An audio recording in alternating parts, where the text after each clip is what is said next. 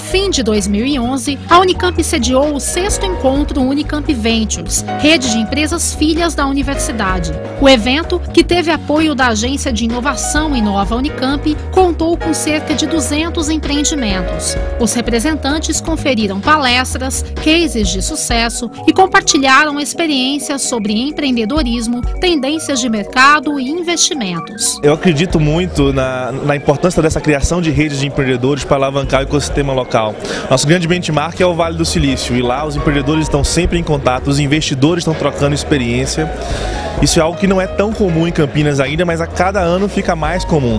Então, não é somente o evento, mas é um processo onde a gente aproxima empreendedores e isso cria novos negócios, novas empresas, novas oportunidades. Eu acho que o Brasil como um todo está num momento de enorme crescimento de oportunidade econômica, de novas empresas, e a região de Campinas também passa por esse momento. Uma das conferências mais aguardadas foi a de Fernando Matti, presidente da IVP, Inova Ventures Participações, empresa que apoia financeiramente startups de tecnologia na região de Campinas. E a IVP nasceu de um projeto dentro do Unicamp Ventures. O pessoal do Unicamp Ventures identificou uma oportunidade e ao mesmo tempo uma falta,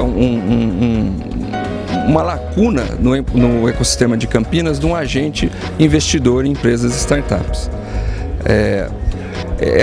A IVP é o que a gente chama de investidor anjo, né? Ela aporta capital e principalmente capital intelectual em empresas num estágio muito nascente, muito inicial. Roberto Lotufo, diretor executivo da Inova, comentou a participação do Unicamp Ventures nas ações de empreendedorismo. Para nós, eu vejo que é um grande patrimônio e a maioria das ações de empreendedorismo que a gente faz é muito derivada desse potencial, né? Então, por exemplo, nós temos aí o Conselho das Startups, onde o pessoal mais experiente apoia os empresários novinhos, né?